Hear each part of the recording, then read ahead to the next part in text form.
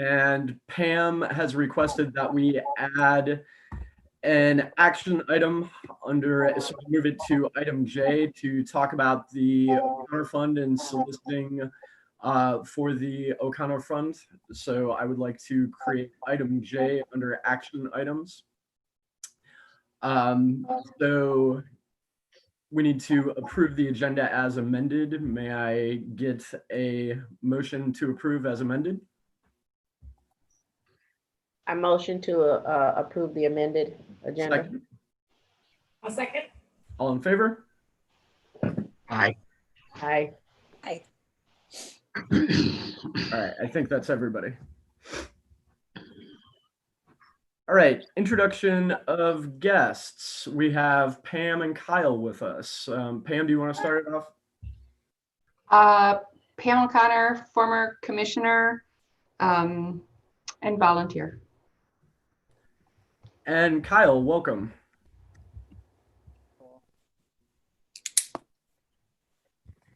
All right, and did we hear, is Amber going to join us tonight? Did we? She was supposed to. yeah.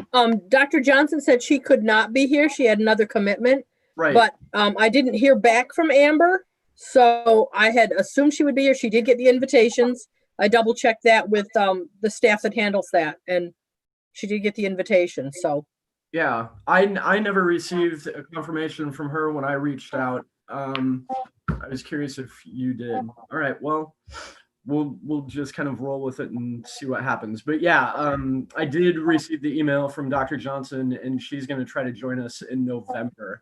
So, and I have a feeling that this is going to carry into November anyway. So that's totally fine.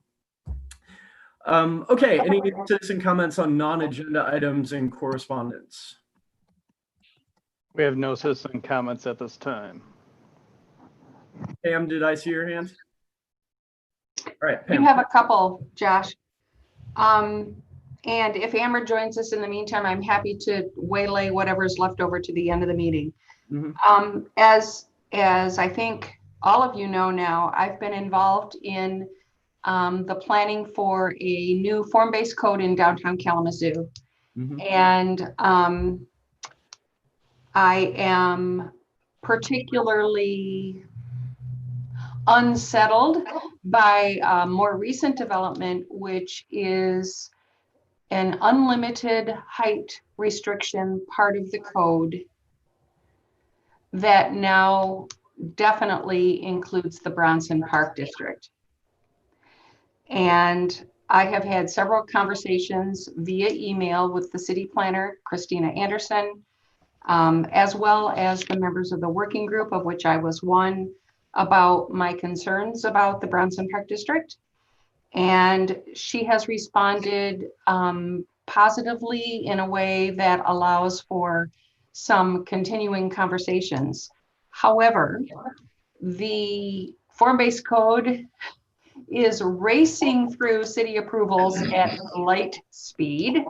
It was approved by the Planning Commission, I think, on October 1st, if I'm not mistaken, on its first reading. And I expect that if it doesn't happen before then, the City Commission may approve it even sometime yet this month or next month.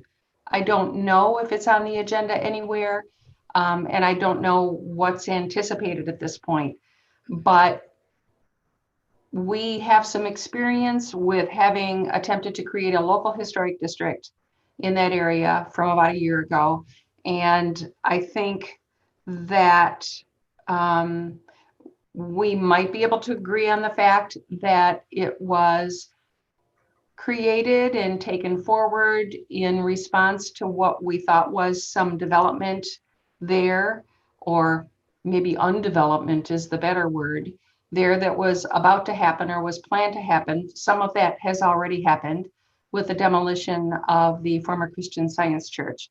I have, at this part, for the most part, kept my part of the conversation about what might happen there to those two specific things. Number one, trying to bring along a height restriction around the boundary of what is now the Bronson Park National Register Historic District as a development standard for the form-based code. But the code is racing through the approval process so quick, I'm not sure that I'm going to be able to keep pace with it.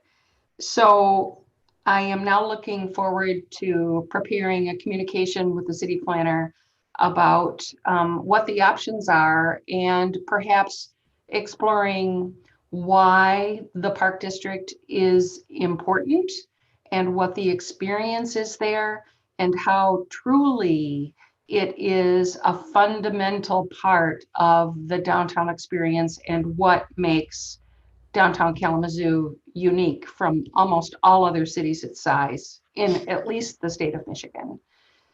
The creation of that park was part of the development, the early development of downtown Kalamazoo.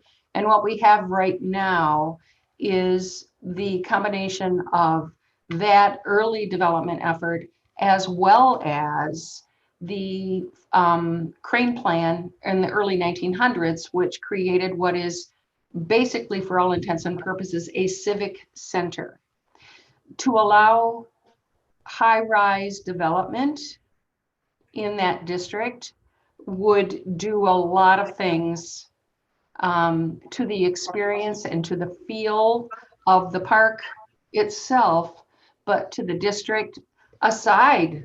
I mean, it certainly would keep the sunshine out, for one thing, but there are a whole host of related effects, which I believe would be negative if high rises were allowed around the park.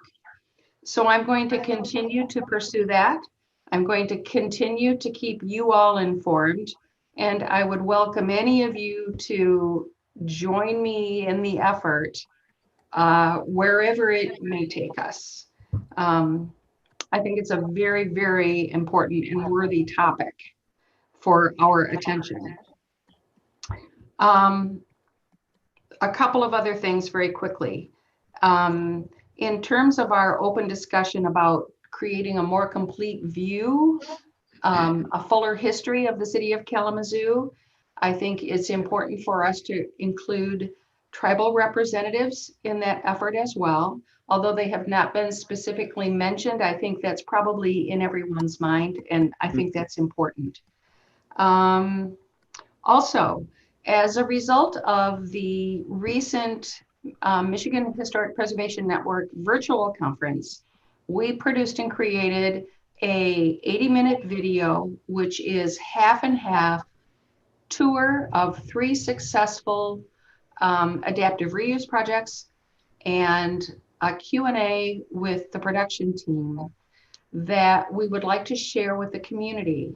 And I'm in the process of sending a note to the network to get access to a non-stop and delay version of that, so that we can perhaps talk with the city about putting it on the city's YouTube channel, as well as the library. And I wanted you all to know about that as well. The only other thing that I have is with regard to the O'Connor Fund. So Okay. Thank you. Yeah, you're welcome. Any other comments or on non-agenda items? Okay. Let's go ahead and move forward now to the discussion on kind of creating this more complete view of Kalamazoo history. We talked about this a little bit at our last meeting, and since that point in time, the National Park Service has announced that through monies from the Mellon Foundation, they're embarking on a new mission and plan to revisit and at one level recontextualize the physical commemoration of our nation's history under this idea of a more perfect union. And it's become the mission of the National Park Service for the next 6 years at least.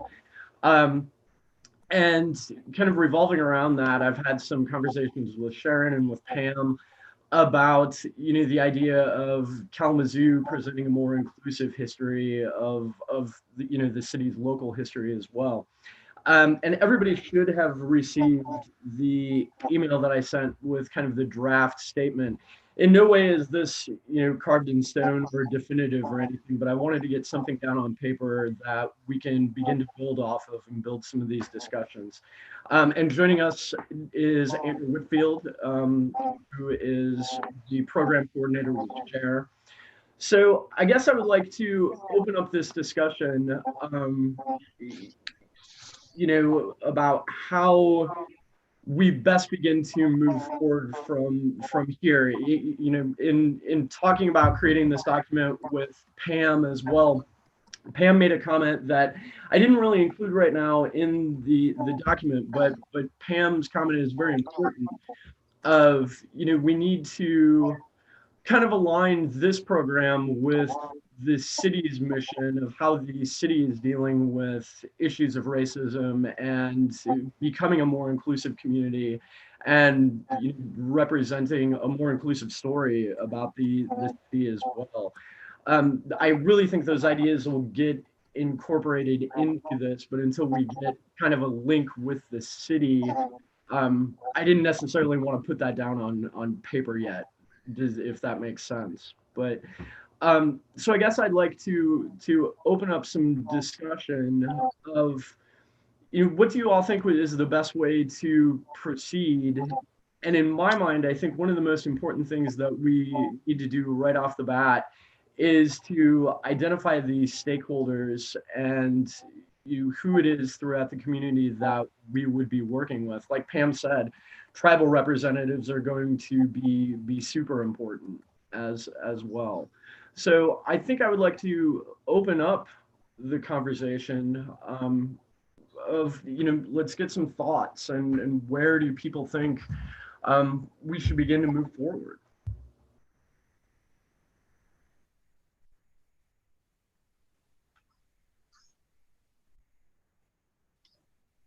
I don't know if anybody else is going to go, but I mean, when we started talking about this, I feel like the KERPEC is kind of part of that in a way. I recognize, though, that's only the Matchu-Benashu-Wish, and that does not include other tribal memberships. So I would suggest that we should be looking. I don't think he is anymore, but I know Jason Weesaw was a Pokagon Tribal Council. Maybe not anymore, but just recognizing that we are going to have to reach out to more than just sticking with those that we've been working with for a while. Not that that's a bad thing, but expansion is needed. The Matchu-Benashu-Wish has a new tribal preservation officer, and I've got her contact information. So good. So I think you're asking the question, where can we go to get this information to add to our pool, correct? Is that what you're asking? So and correct me somebody if I'm wrong, because I'm not from here historically, but historically African-American communities, they stem from the church. So I think if we reach out to the churches, they would have more information, specifically the older churches. I realize that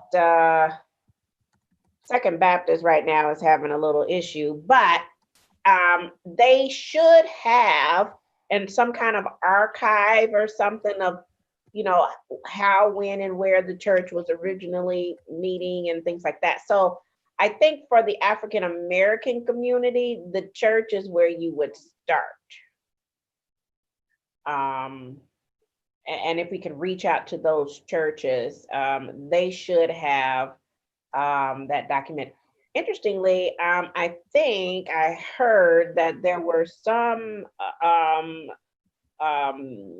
original Caucasian churches who the Black churches met in their basement, years ago. So we could possibly even start at things like First Baptist. They may have something on that community of where they originally started and things like that. So just a thought. I think this was just, hi, Amber, I'm the preservation coordinator for the city. You don't have any family in New York City, do you? As far as I know, no. Okay, because you look just like a friend of mine from New York. I mean, seriously. But anyway, I think part of what we need to look at is finding the information There are many, many resources. I think the churches are an excellent idea. I know Cher has a lot of information, and Donna Odom, and the whole group does. And the TRHT people probably have a lot of information and idea where we should go. But I think what we need to do as a commission is to figure out what we want to do. What are we trying to accomplish? Are we talking about a local, I don't know, a signage program, because we do that? Are we talking about rewriting a local history so that it is more inclusive? What direction are we headed with this to actually make Kalamazoo more visible? Our past should be more visible to the public on a daily basis. I was envisioning something like the Michigan Historical Marker Program, but making sure that we included all sorts of different sites, whether they still exist or not. So not using the criteria of the Michigan Historical Markers, but using the spirit of that in making history visible to those who are walking or driving or moving around the city in some way. And then I'd love to rewrite Willis Dunbar's book myself, but. Right. I mean, there are different forms that this could take. I don't know that this commission wants to sit down and write a monograph, but one of the things that Sharon, Pam, and myself had discussed at least a bit was kind of a markers program. I mean, I think I labeled it the landmarks program. It could be physical. It doesn't necessarily have to be, but I see that this is something that we could use the O'Connor Fund to do if we decided that it does take the form of landmarks that we could physically commemorate and remember these places and structures and buildings throughout the community. But it doesn't necessarily have to. I mean, Pam.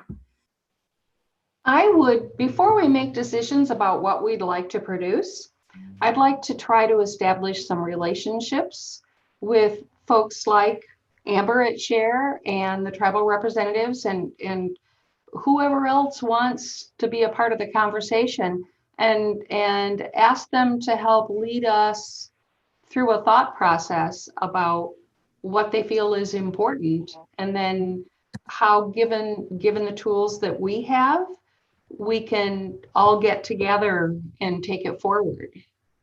Yeah. So I guess right now tonight, I'd like to hear a little bit from Amber about what Cher is doing, and if there's an opportunity there for us to partner with them on a project like this, and where they think we should go hunting, so to speak. Yeah, absolutely. We'll hand it over to Amber. And by the way, hi, Amber. It's good to see you again.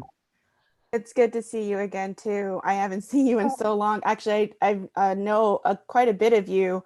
You probably may not remember me, but I was a student so long ago, and now it's so good to see you all again. Yeah, it's good to be working with you. Amber is a former student of mine, so it's pretty cool to have it kind of come around. So anyway, welcome, Amber. Thank you. So right now, what Cher is working on is our huge project that we're working on currently is the Summit on Racism, which will be happening in November, which I'm pretty sure most of you are aware of. And then after that, we're kind of just done for the year. That is our final program, and we're just wrapping small things up in December, and then in January we restart our complete calendar. And so I'm not 100% sure where, let's see, sorry, I lost my train of thought. I'm not 100% sure where to go so far with this, because I am still learning a lot of things from Donna. And so some of these things I would really like to consult her on, because I'm still doing some training. But I definitely could see sometime in our calendar during the springtime is when we have a little bit of opening. And so we have more opening for collaboration and projects and things like that, for sure. So I would like to, I agree with Pam. I agree, we need to create some partnerships and, put ourselves out there in the community. However, do we really want to rely on just that one person's idea?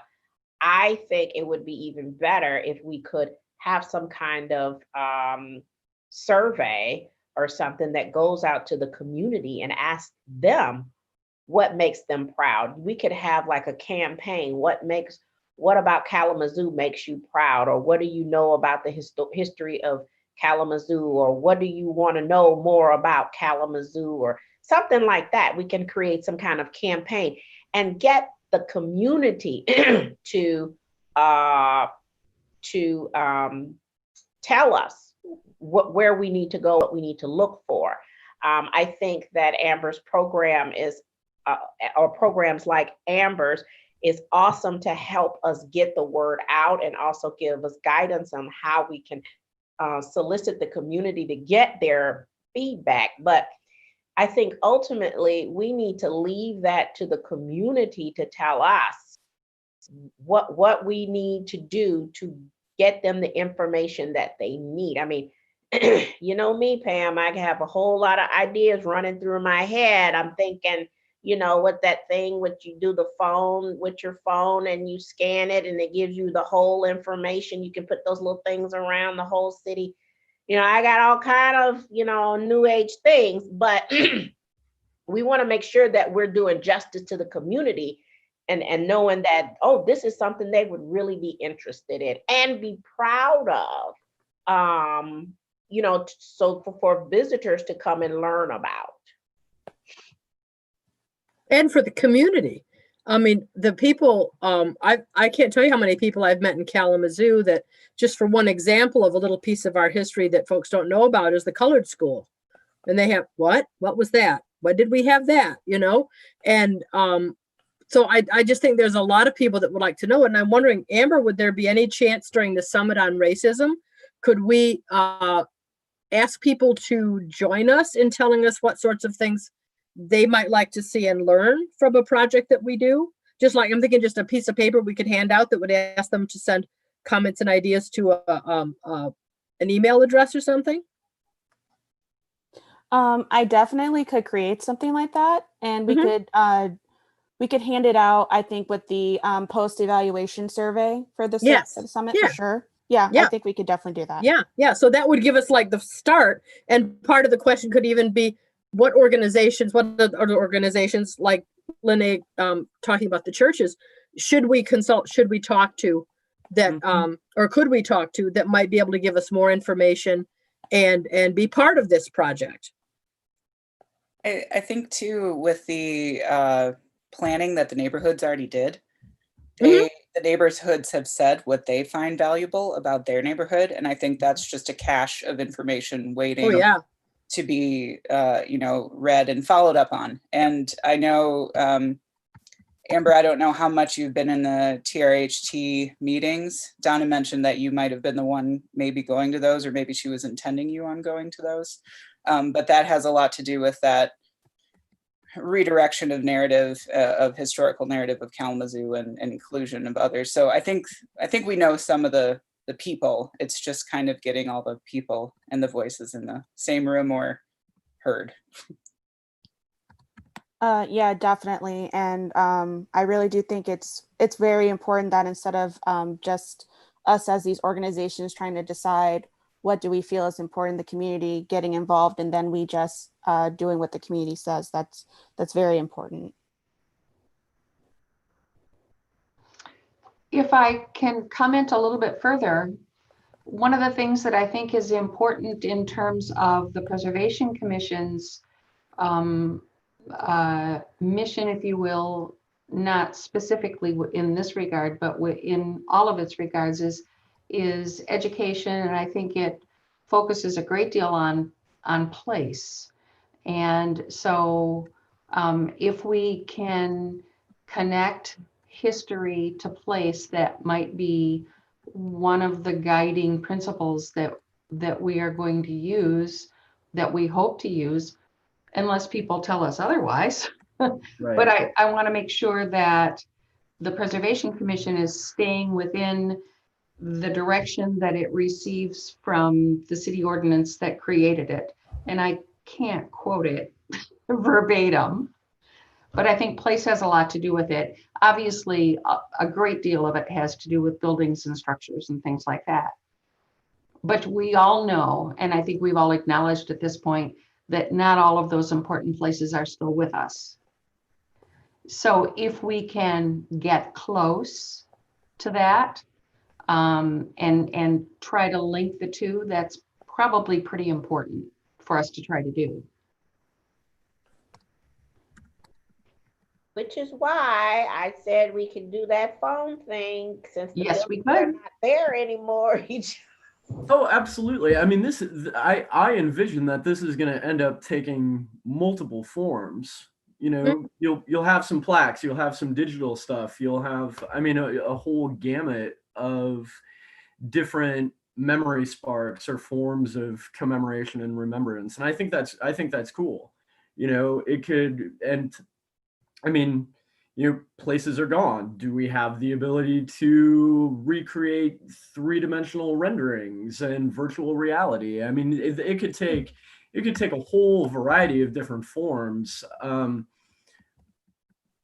We'll get there, I think, you know, and I think the important part now is to highlight what do community members, what do organizations like share, what do they want us to do right now? And then, you know, once we can identify everybody that we need to talk to, get everybody to the table, and then find out, all right, well, what does the history actually look like? And then we'll figure out how to remember it. You know, so Pam, you're muted. Yes, I'm sorry. Or how to recognize it. Yeah, absolutely. Yeah. Mm-hmm. Absolutely. So I guess, you know, that's an important question to ask Amber right now is, I mean, what would Cher right now like to see from us, you know, Or next spring. But I mean, you know, what for Cher, what can we begin doing now to kind of spearhead this initiative? Definitely the collection of information from the community that would be greatly helpful to us so that we can start producing outreach. Because since I spearhead that the most, being able to have all of that information will make it easier for me to produce more, I guess. Okay. Okay. So it sounds like we start off with the survey and begin kind of compiling lists of groups, organizations, people to contact and start building a partners list. So we kind of have a framework then of how this is going to work out.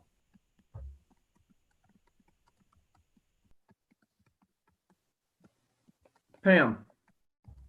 It might be appropriate at this time, Josh, to see if there are any commissioners that are interested in helping to move this forward in between meetings. That's what I was just thinking about. Do we want to form a subcommittee for this? I think that would be a very, very good idea.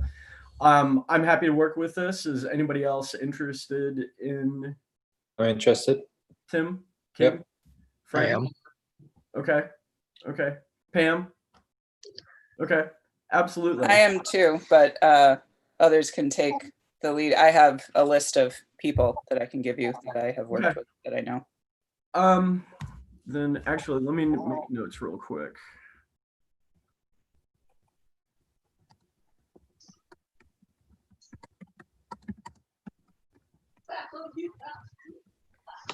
Okay, so did anybody not volunteer? Yeah, I think it's literally everybody. As I'm writing it down, I was like, nope, that's everybody. Well, I mean, one of the things that we could do, Josh, because we've done this in the past when we had big issues, is to have the subcommittee meet.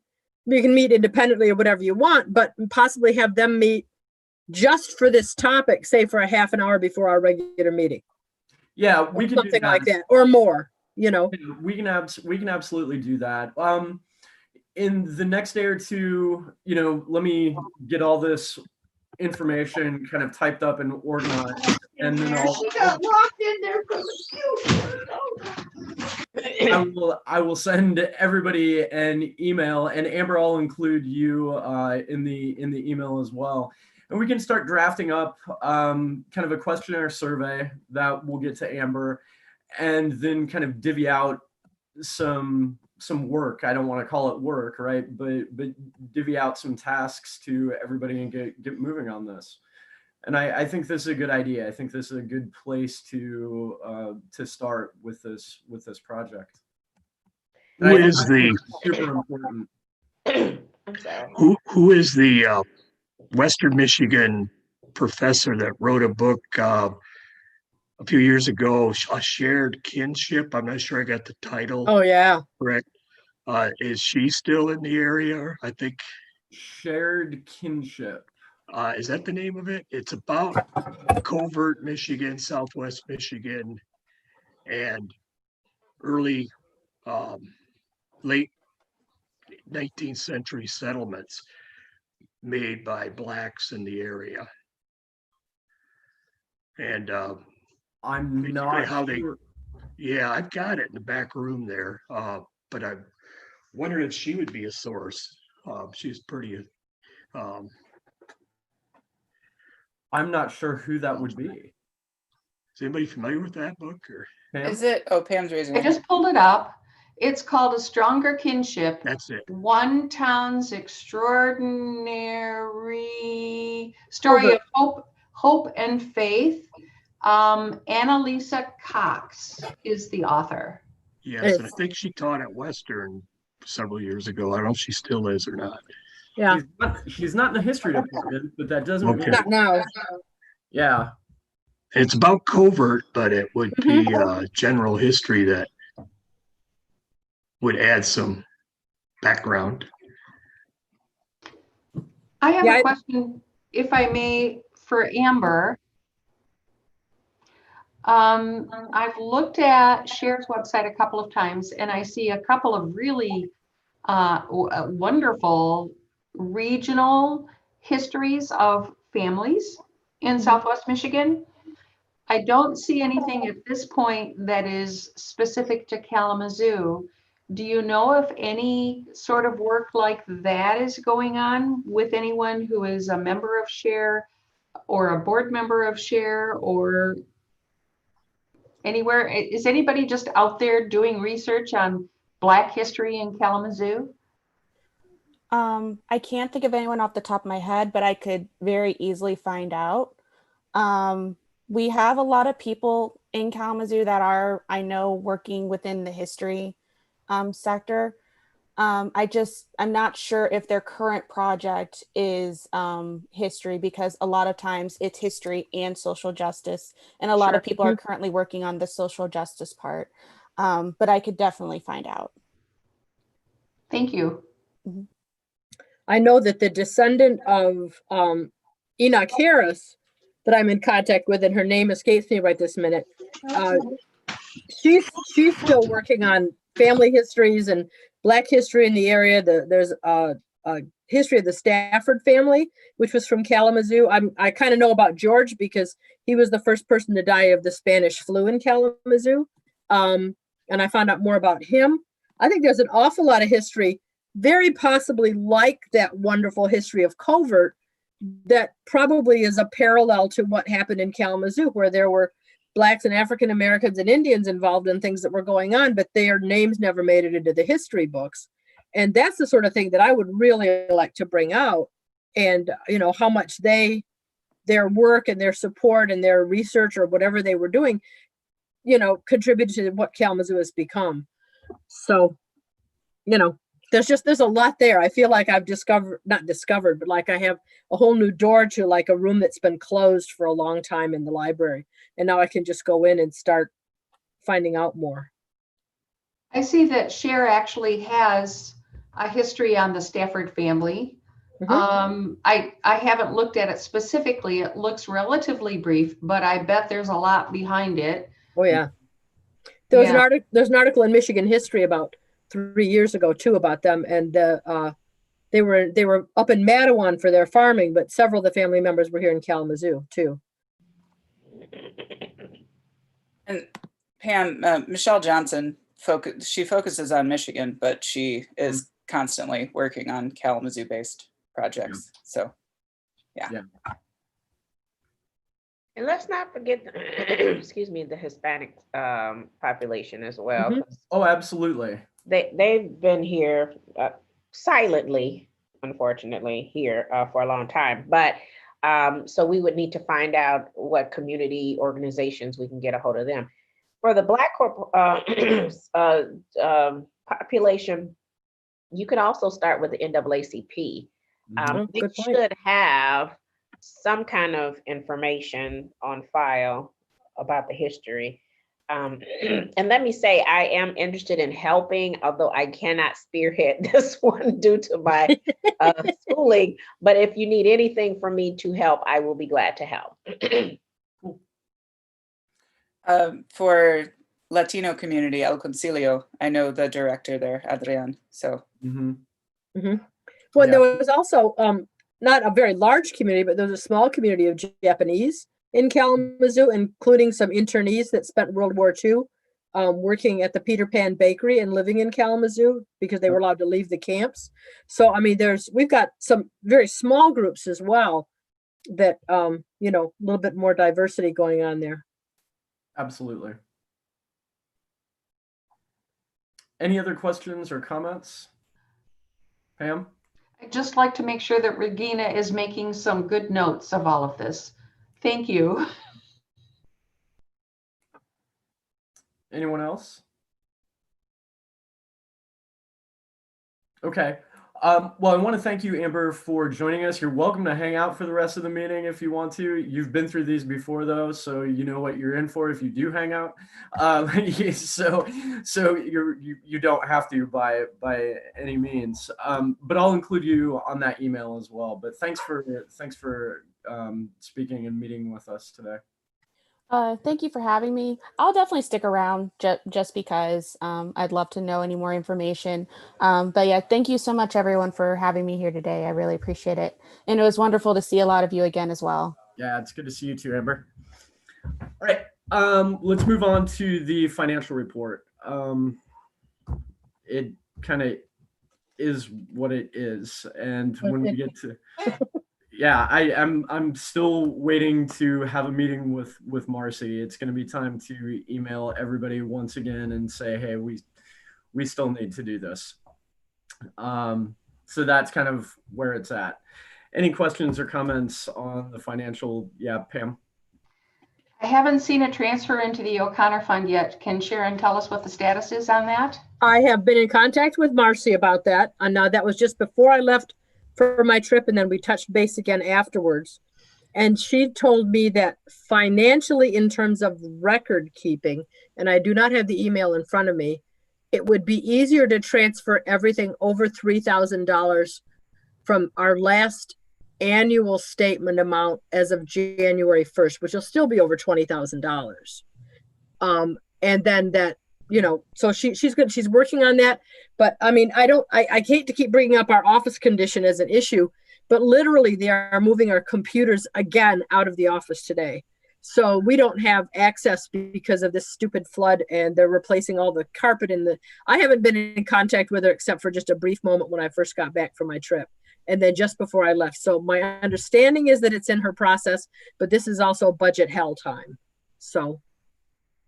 And that's what we were facing last year at this time when I first brought it up. Yep. But we didn't vote on it till January. So, but yeah, I think that we can, I think that I'm hoping we will see something, but I wouldn't really cross my fingers on it because we're still also juggling a lot of the grants that went to small businesses and the loans that went to small businesses because of COVID. So it's been an unusually difficult time for our department, especially because we've been, you know, orphaned and displaced. Okay. Any other comments or discussion? I mean, hopefully we'll get this resolved soon. Okay, moving on to 8 action and discussion items. I see a whole lot of no change here, but I do want to go through them one by one just in case there is anything that pops up. The reconnaissance, the survey, anything, Sharon? Nothing. I am working on my reboot plan. Okay. I am very concerned about some of the daytime random violence that's been happening in a couple of our older neighborhoods. Yep. And so I'm kind of restructuring it with that in mind, that those areas should be surveyed if possible during the dead of winter. So we will have fewer people out on the streets making mischief. And I'm also going to open up the whole rest of the city and just let people take assignments. And then we'll just fill in the gaps once we see what people have done, what they want to do. Then we'll see where we can fill in with getting more people to, because a lot of the neighbors are very interested. Like Millwood wants to do some of their own. Westwood wants to do some of their own. Oakwood, David Corman's fighting with another neighbor and they've decided they're going to split the neighborhood in half and each do half.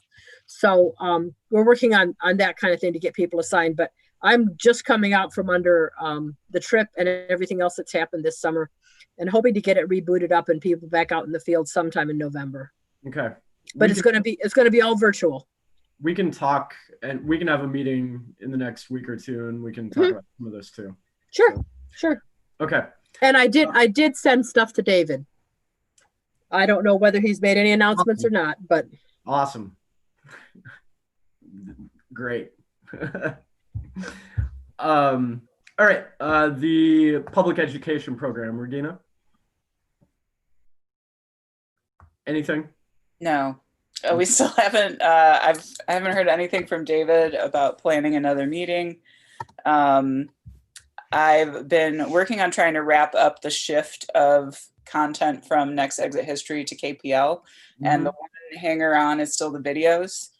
We need access to the original large format videos, and those are held with the tribe. And I can't get anybody to send them to KPL.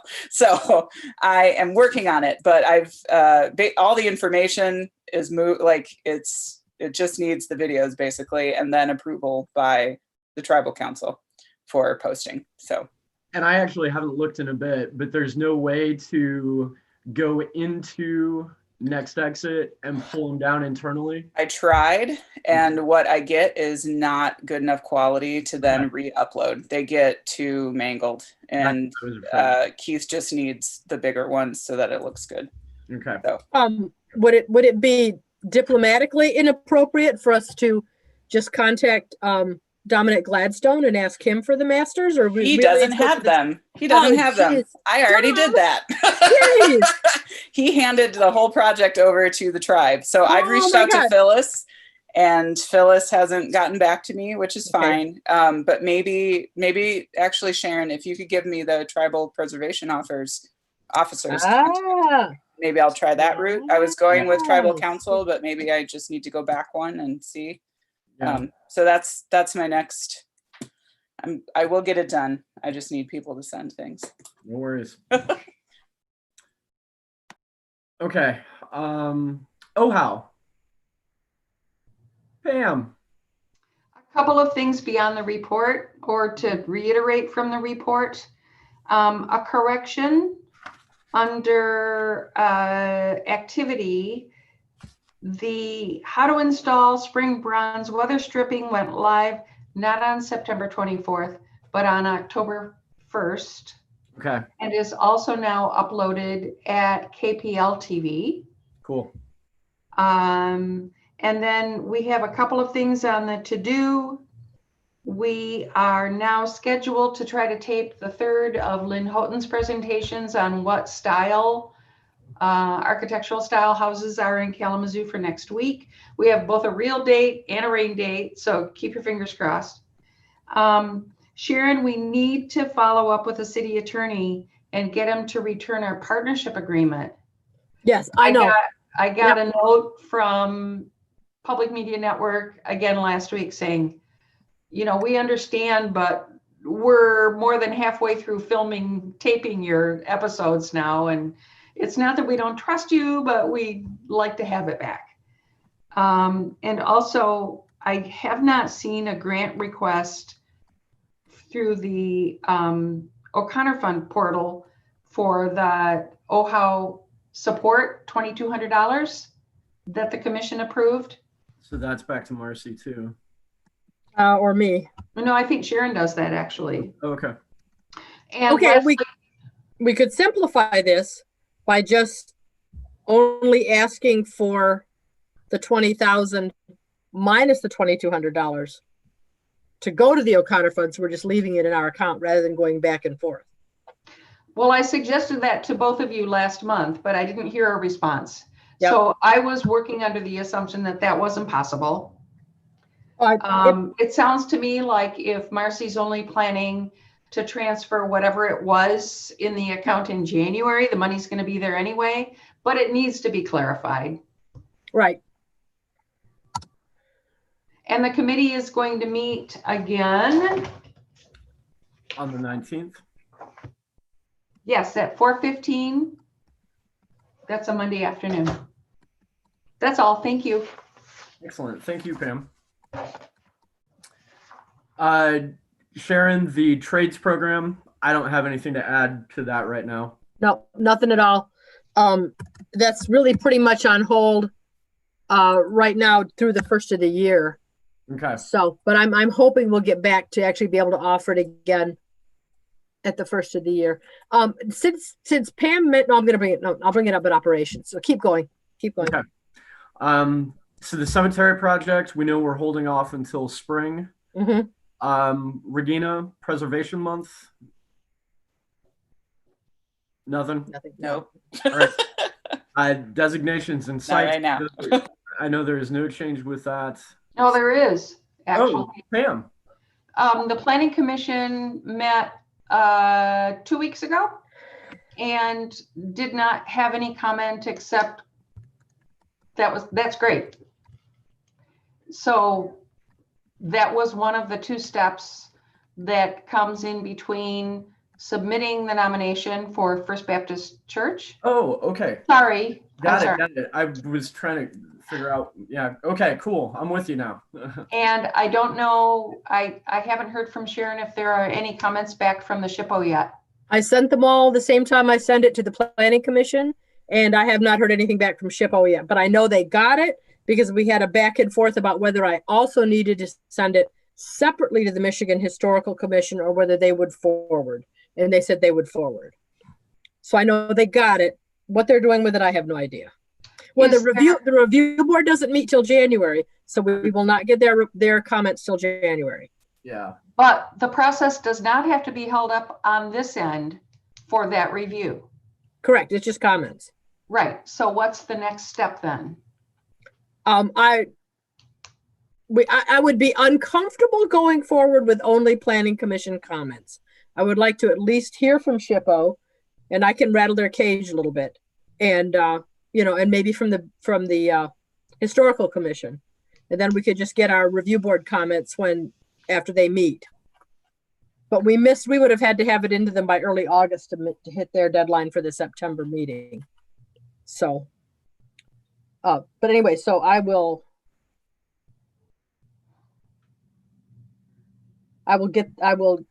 send them an email, SHPO an email, and say, do you have any comments? We would like to move forward as quickly as possible. So public hearings can't start or can be scheduled? They cannot be scheduled and I do not have the text in front of me. They cannot be scheduled any sooner than 60 days after the reports are transmitted to SHPO and the other groups for comment. Right. So that would mean the earliest we would be able to do a public hearing would be probably December. Mm-hmm. Really? Well, Haven't they because already it's 2 had months. them for? No, I sent them right September 15th, right around September 15th. So September, but getting on the city commission agenda because they only meet every 2 weeks. And right now we're going to be going through, I was going to bring this up at operations, but with the Michigan Supreme Court's ruling on the governor's emergency order, we can't have any until we get it resolved as to whether we can have meetings like we're having today, right now, virtual meetings, and have it be considered a legal business meeting, until that question is answered, we don't know whether we'll be going forward virtually. The city commission doesn't even know whether they'll be able to go forward virtually or whether they're going to have to start holding meetings in person again. And that's literally being decided over the next like 10 days. We should have an answer soon. But I would say because of that complexity, I think the earliest we might be able to get on the city commission agenda might be the first meeting in December. So there's no reason to hold up a request to do that, is No. there?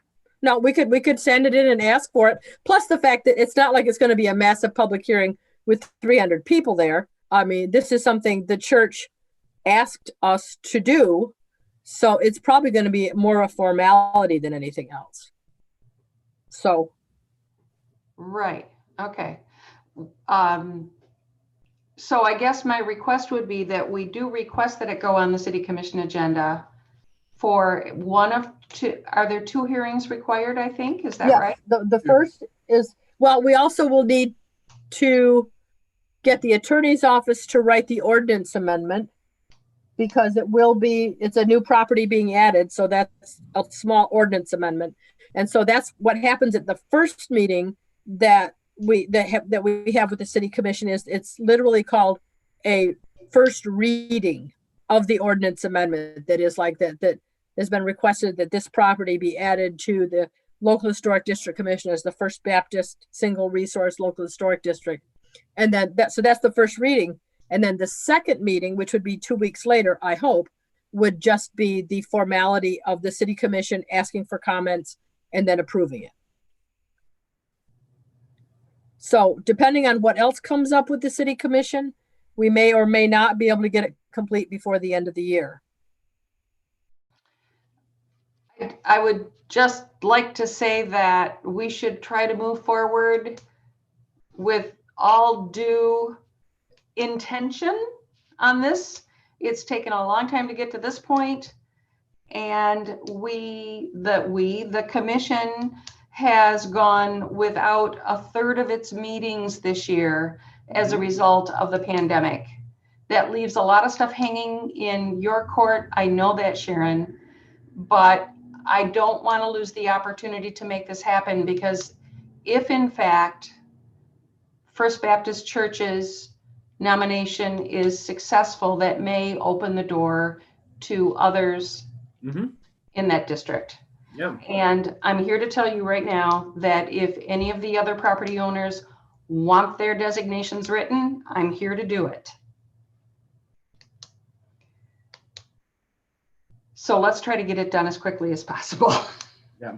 I'd also like to be in touch with the members of the church and kind of let them know what's going on. Thank you.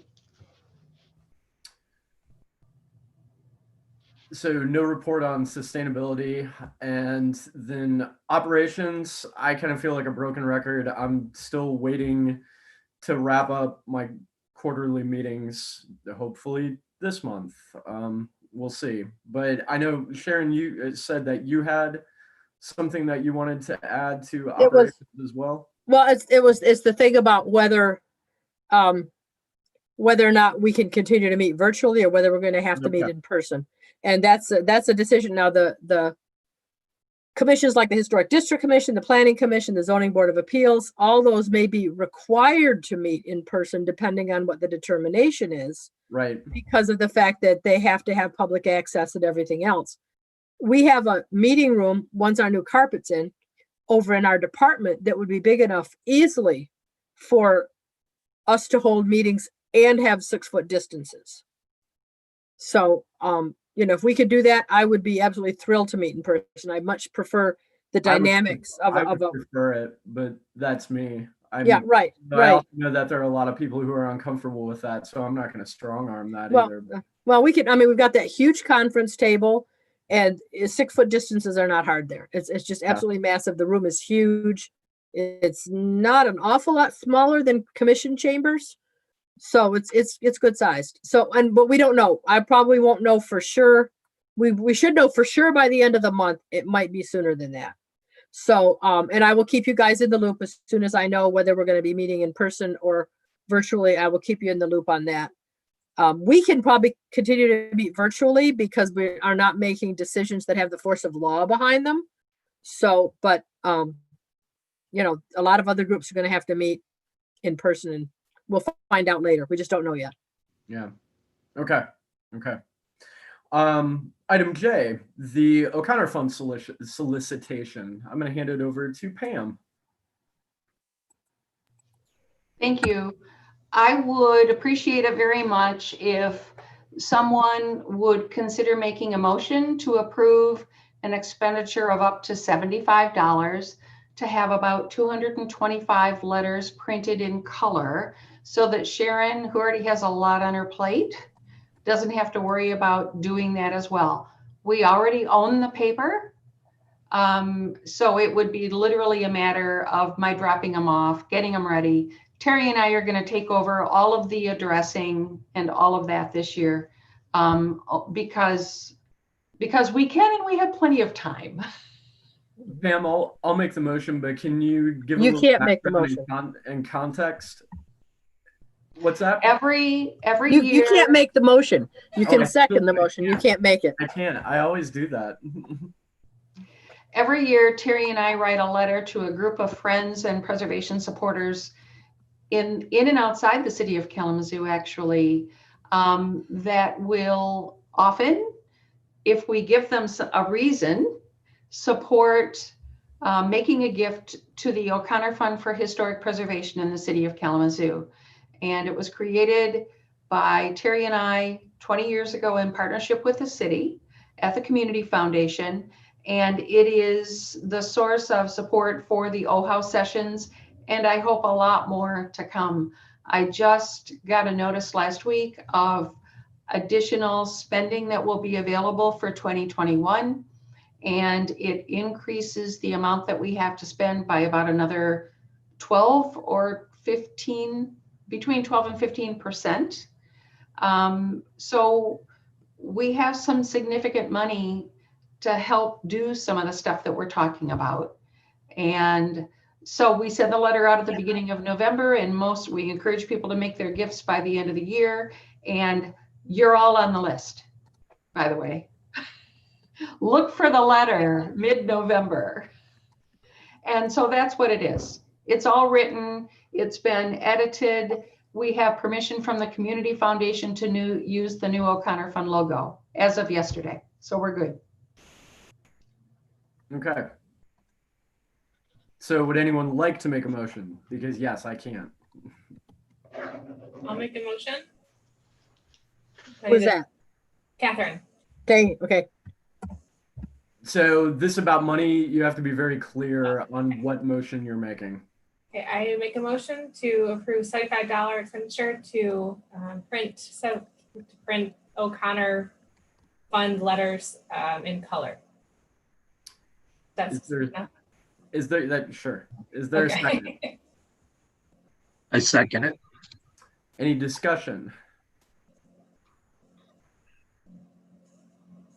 All right, we'll do a roll call vote. Fred. Aye. Catherine. Aye. Tim. Aye. Lene. Aye. Regina. Aye. And aye. Motion passes. All right. On to old and new business. You all have had a little bit of time to think about this. The last officer position that we need to elect today is a treasurer. We really need a treasurer. Really, really need a treasurer. Okay, I said I'd take it if did you guys talk to Nicole? Nicole is stepping down. Yes. She says the Wednesday meetings have made it impossible for her. Even once we are meeting in person again, we may end up still meeting on Wednesdays. And that was her problem, is Wednesdays are hard because the Public Safety Review Board has taken over the community room for our meeting date. Yes. So I don't mind doing it.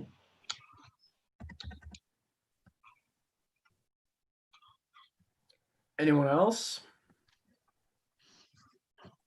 Do you, Lene, you're still, when is your school finished up? I'm a lifer. That's fine. I appreciate that. But I don't, you guys said it shouldn't take a whole lot of time of my time, and I realize that I may have to meet separately for the, with Josh and Sharon for whatever reason, and that's okay. But Yeah, now you guys get into the millions now, we might have to talk. Not gonna happen. If we do, we'll hire a pro. Yeah. Okay, you good with that? I'm good with that. No feelings lost. Okay, if there's nobody else who wants to do it, is there a motion to nominate Lene to the position of secretary? Treasurer.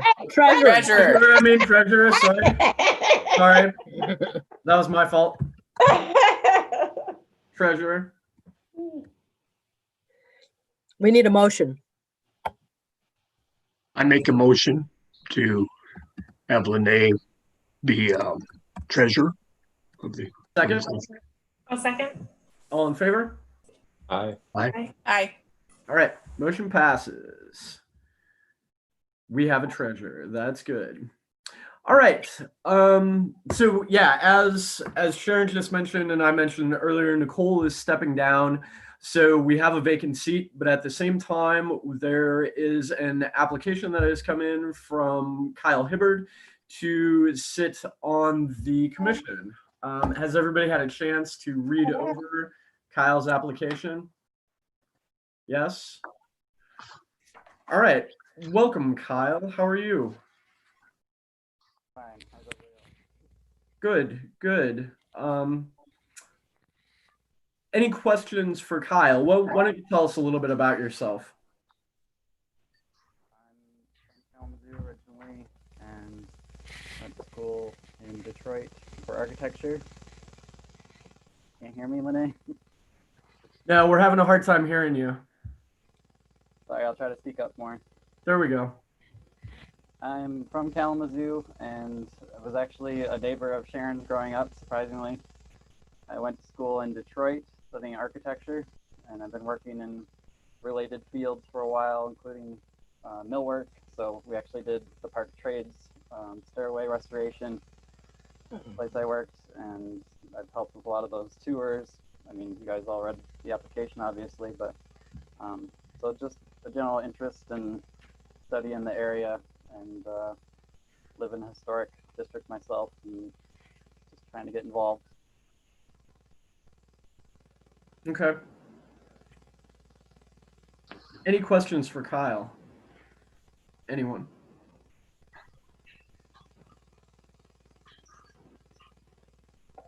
I'll bite. I know we haven't gone through our entire agenda yet, but of what you've learned tonight and of what you may know from the commission's work in the past, are there specific projects that stand out to you as being something you'd be interested in working on, or new things to bring to the table?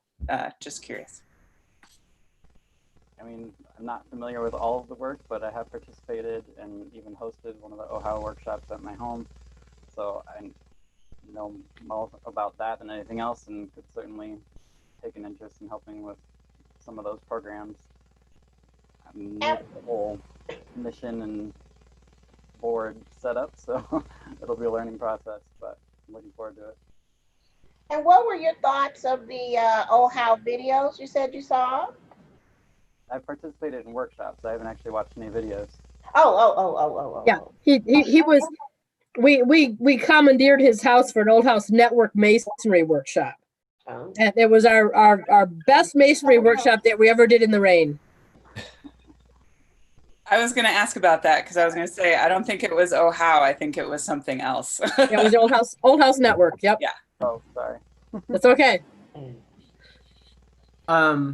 I do have a quick question, and it's just kind of related to availability.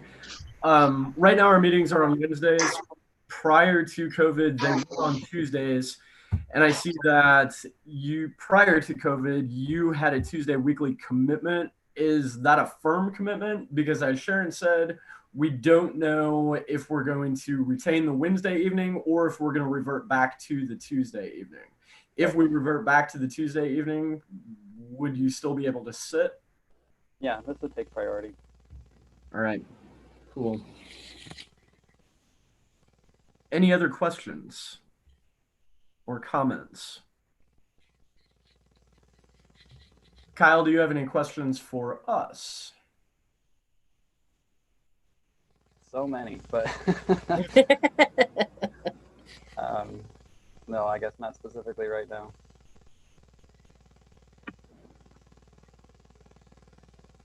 Okay. We can do one of two things. We can move this to next month, or we can take care of it now. I'm going to leave it up to you. I mean, quite honestly, myself personally, I would be comfortable dealing with this now. But if people want to kind of sit on it for a month also, I understand and respect that. It's literally in your hands, though. Somebody has to make the motion if we're going to do anything. Either I motion to move forward and approve him as a council member. Is there a second? I'll second. Any discussion? So the motion is on the table to approve Kyle. Sharon said that since it was a step down, the term ends next year. So is this just a few months, or is this, how long is the term? You'd be one of those wonderful people that could serve the rest of Nicole's term, and then you could serve up to 2 more complete terms if you were interested. Yeah, and so theoretically, you could do like 2 terms and a quarter. Yep. So what I would be recommending, because the actual appointment is made by the mayor. So what I do is I write up what's called a recommendation for appointment. And our recommendation would be that you fill out the term of Nicole. And then at that point, then you have your first full term starting on the 1st of April.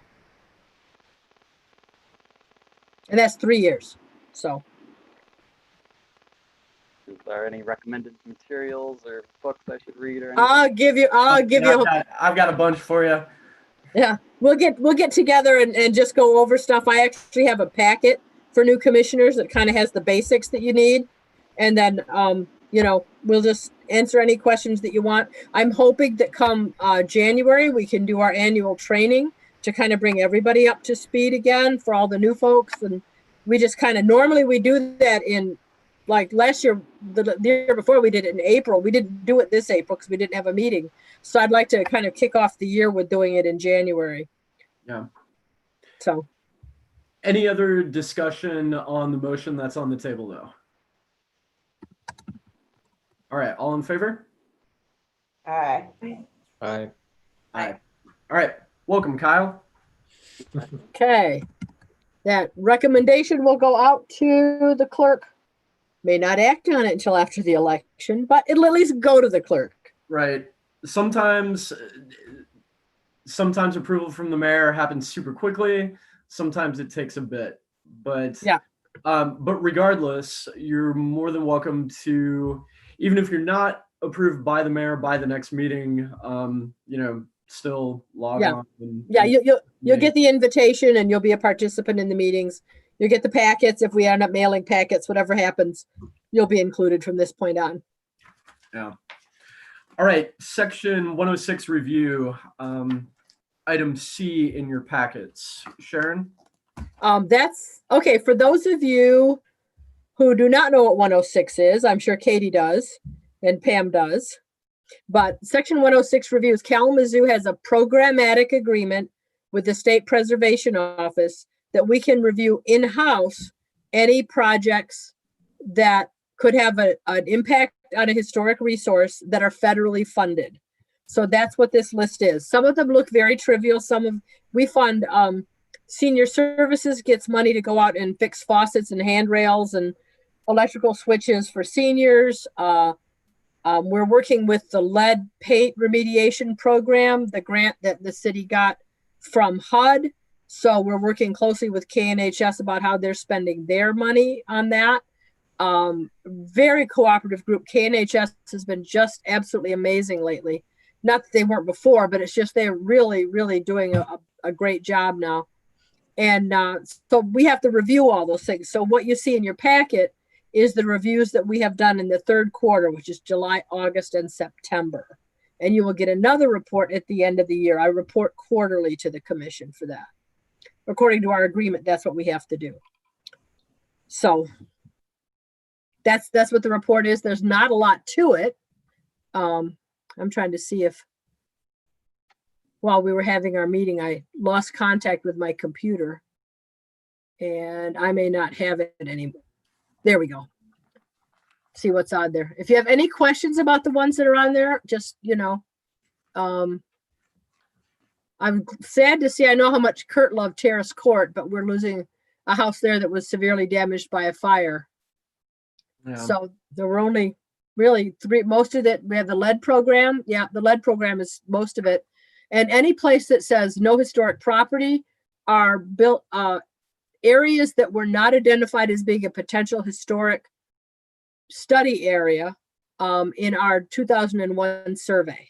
So this will be all updated for our new survey. And you can see that very small things that happen there. Front door lock replacement, replacing a front door, lead program that's outside of our area, and another demolition. The demolitions always get me, but there's not a lot we can do about it.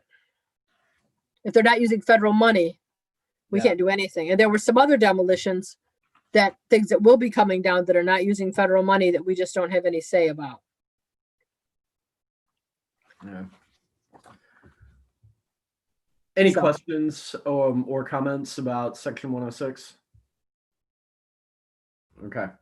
Item D, changes to the work plan. So we need to set a date for the 21-22 work plan. And we talked about this at the last meeting. When would you all like to have a session to puzzle out the 2021 and 2022 work plan?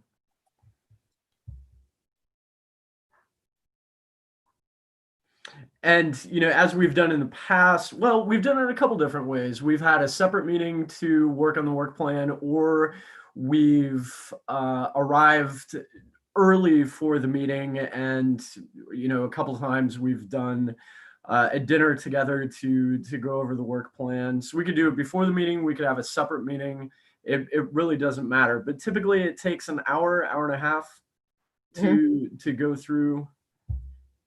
So what do y'all think? Right. And I think that meeting, even if we're because that's just a discussion meeting, it's not where we're taking an action. That meeting could be a virtual meeting even after we've gone back to meeting in person. Right. So if that makes it easier for anybody, we could do it that way.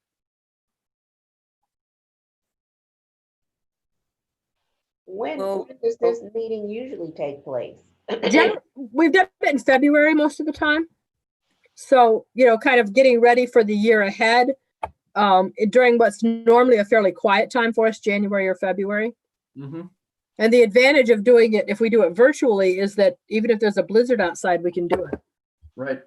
So we don't have to miss it and reschedule it for weather reasons.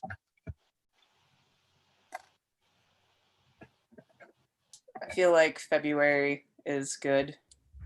Maybe people have had December and January to get through whatever we're facing coming up. So maybe shooting for February is good. Yeah. I would suggest that we do it on February 10th before the meeting. In the deep midwinter. Right. So it would be at 5 o'clock? We could do it before, we could do it afterwards. No, we can't do it afterwards. No. All right, we can do it before.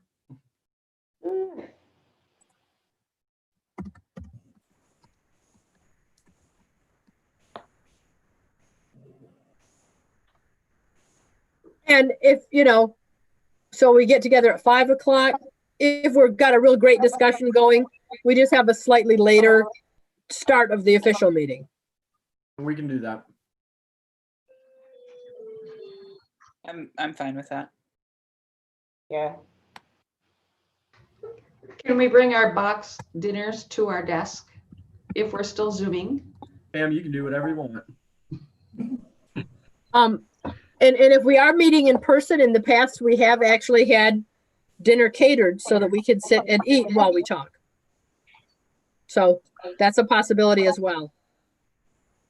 I just had to say something because food is always at the top of my list. I know. Eating together sounds like a dream from another time. Right. That's what I was going to say. That's so long ago. It's not. One of those great myths of history. People never ate together. What are you talking about?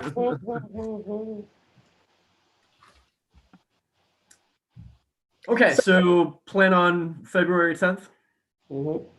Okay. All right, item 9, approval of the meeting notes.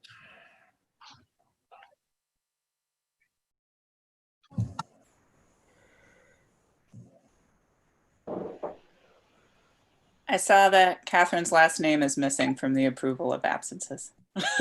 Yes. Oh, you're right. And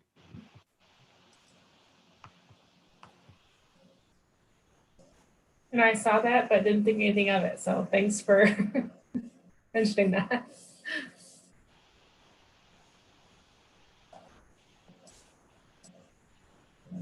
Not to be a stickler, but 7B kind of looks like no change from July Regina. I don't think that's her name. We might want to put a period there. Oh, picky. I'm sorry, I'm picky. Got it. Done.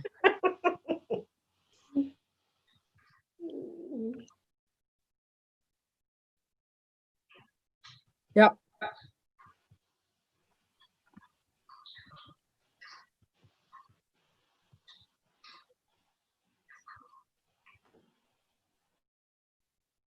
Okay. I don't remember seeing anything else. Yeah, I don't Thank see you, it. Lene, for catching July Regina. Well, maybe you wanted to change your name. I don't No, I'm good. I like mine. So motion to approve as corrected. I'll motion to approve the minutes as amended or corrected. Is there a second? Second. All in favor? Aye. All right. Coordinator report. Sharon. What's there? I note that I was very glad to see this. The Gilmore building is they are probably going to have their final certificate of occupancy. So it'll no longer be a vacant upper floor. It's a redeveloped upper floor. As is the 320 East Michigan, the Hotel Holt.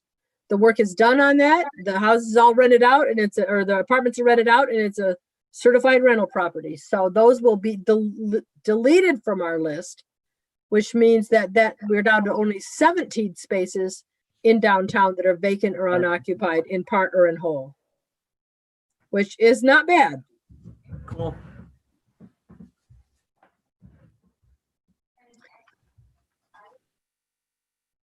I did want to mention, I didn't want to put it in this report because I didn't hear about it till after I gotten it finished anyway, is that they are currently working on a demolition permit for 302 Academy for the First Reformed Church.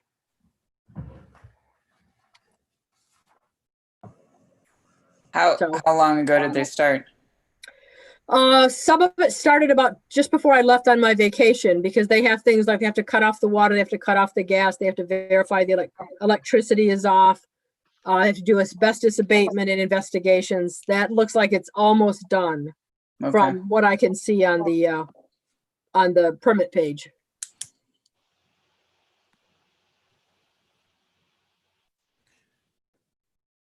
So, Yeah, I really don't have a comment on that. yeah, I think we're kind of commented out on that one. Yeah. I have a question. Hmm. Are there any avenues available to contest the demolition permit?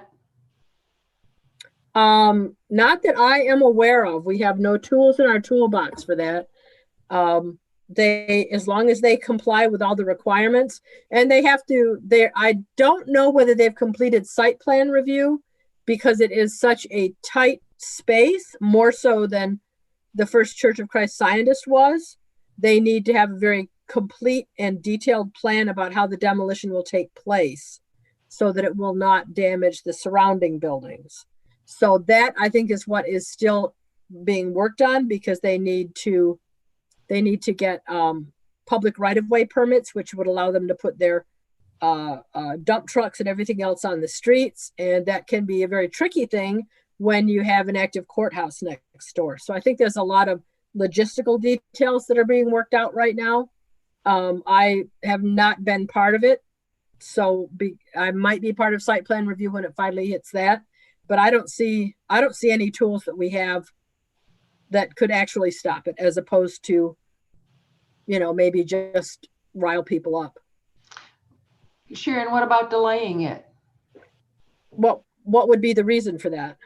I mean, I know the reason for it. I totally understand that, but we'd have to have, would the outcome be any different, or would it just be later in the year? We've talked a number of times, at least for the last 15 years, about a demolition delay in Kalamazoo. Has there been any further discussion about that at the city administration level? No. In planning and development about demolition delay? I've been pushing that not only for historic buildings, but for any buildings. I mean, building 300 on Portage, if Pfizer said, we don't need this anymore, and that's a big chunk of our tax base downtown, they could just say, screw it, we want to take it down anyway. And without any kind of a tool, a demolition delay or something, then we have nothing to work on, as long as they meet the requirements of the code for how a demolition is done. So I don't really see anything that I can think of that we could do, unless someone wants to climb on the wrecking ball. I mentioned that because when they tore down the absolutely gorgeous stone City Hall up in Grand Rapids, there was a lady who climbed up and sat on the wrecking ball. We have photos. Yes. But was her name Sharon Ferraro? No. I was only about 20 at that time. So, but it was very sad when it happened, but we don't, and they're not going to use a wrecking ball for this anyway. I can't think of anything. I mean, I've been the only thing that could cause a delay would be public discussion, and something would have to trigger either 106 or NEPA. Right, and it won't, because it's there. I just don't see anything triggering 106 or NEPA. Mm-hmm. Even if we lied like Roger did about the Masonic Temple building, we saved that because he convinced them they hadn't done a Section 106 review, even though it wasn't required because it was all private money. But that delayed it long enough for the angel investor that took over the building and saved it. Yeah. So, but I mean, that's. Yeah. It's the only thing that 106 or NEPA would have to be triggered, and I don't know how that Right. works. And yeah, because it's all their money. It's all their donations from the church. Yeah. Well, I'm just going to say again, that's all the more reason to try to protect as many of those buildings as possible. I agree. It makes me horribly sick because I'm literally living downtown a half a block from this and watching it fall piece by piece. And that park and the district were part of what attracted us downtown. And whether a lot of developers know this or not, it's what attracted them as well. Yet we're letting this happen. I'm done. I think we can honestly say that this commission went as far as we possibly could. Oh yeah. We used up a lot of our favors and what we built over time trying to save those buildings. So yeah, we absolutely tried. Mm-hmm. So anything else on coordinator report, Sharon? Mm-mm. Nothing else from me. Citizen comments on non-agenda items. Pam, we'll start with you. I wanted to remind everyone that the National Trust for Historic Preservation virtual conference is going to be taking place in just a couple of weeks. It starts on Tuesday, October 27th and finishes on Friday, the 30th. And I want to give you, given our conversation early in this meeting, I'd like to give you an idea of the kinds of things that are going to be discussed on day one. Beginning at about noontime, increasing awareness, Indigenous history and historic preservation, LGBTQIA and preservation, African Americans and preservation. Out of crisis comes opportunity. The state of Latinx historic preservation in the US, Asian and Pacific Islander and historic preservation, women's history, networking with diversity scholars and mentors, and then the opening plenary the next morning at 11:45 is going to be headed up with by a conversation with Darren Walker, who is the president of the Ford Foundation, and Sherilyn Eiffel, president and director counsel of the NAACP. And they're going to talk about the African American Cultural Heritage Fund that the trust started a number of years ago at the recommendation of the advisors. I'm going to help take some credit for that. And how preservation can play a critical role in helping heal the divisions in our country. This year, the cost to attend is really little. I think it's like $100. Yes. And I think this Preservation Commission might still be willing to cover either fully or partially registration attendance for its members. So this particular one, if you can't see another one for the next 10 years, this would be the one you would want to see or participate in. I strongly encourage it. Yeah, usually it's about $300. Yeah. Yeah. Yeah, I encourage everybody to. Pam, does that coincide with the Race in America conference that you emailed us?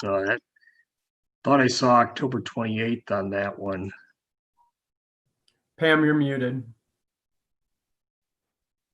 I think it does, Fred. But of course, if you're like me, 2 weeks ago, I was bopping back and forth between two different virtual conferences.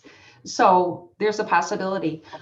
There's not a substitute for the Race in America series, but I will also say, and maybe Amber, who I think is still here, could comment on this. There's a Race in America series that Cher has up on its website right now, which I have started watching. I've watched 2 of the 5 episodes, and those are on demand. So you can watch them anytime you want.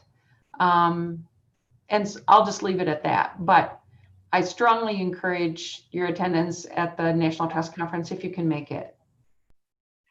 Where's the information for that? I will send it to you. Okay. Any other citizen comments? We have no other citizen comments. Okay, thank you. Commissioner comments.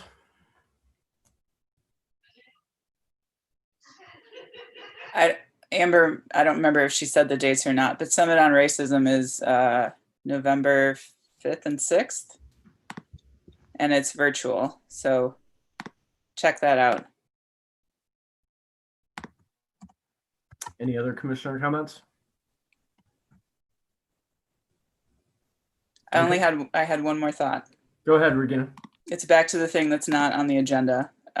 But when we were having those conversations, I remember people bringing up that they wanted to buy that property so they could do what they wanted with it, so it didn't block the view from their stained glass windows. So there may be a form-based code ally in them, and they don't realize it.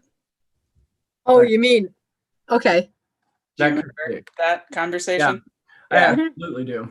Because they kept bringing up how they wanted to have control over the property so they didn't lose view from their So there was no high rise built windows. there. So there were no high rises built near them. Yep. That- Actually, in my draft response, I mentioned that Uh-huh. they didn't want a 4-story building next door. 5-story. Yeah. 5-story. Just a No, thought. that's a very good point, though. Any other commissioner comments? All right, meeting adjourned. Thank you all. Thank you. Hey, Josh, Yeah. could you send a packet for this meeting, another email of a packet to me? I can send it to you.